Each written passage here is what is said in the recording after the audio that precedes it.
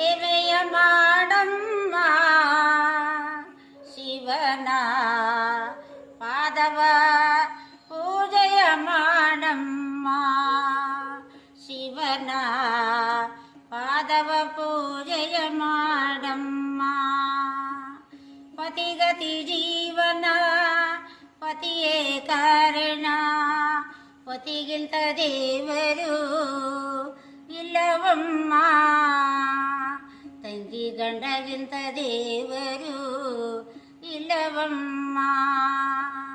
ಗಂಡನ ಮನೆಯಲ್ಲಿ ಬಾಳಬೇಕಮ್ಮ ಎತ್ತವರ ಮನೆಯಲ್ಲಿ ಹೆಸರೆತಾರಮ್ಮ ಸೌಭಾಗ್ಯದಿಂದಲೇ ಬಾಳಬೇಕಮ್ಮ ಕುಂಟನಾಗಲಿ ಕುರುಡನಾಗಲಿ ಎಡ್ಡನಾಗಲಿ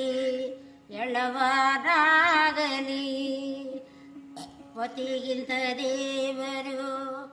ಇಲ್ಲವಮ್ಮ ಗಂಡಗಿಂತ ದೇವರು ಇಲ್ಲವಮ್ಮ ಅತ್ತೆಯ ಮೇಲೆ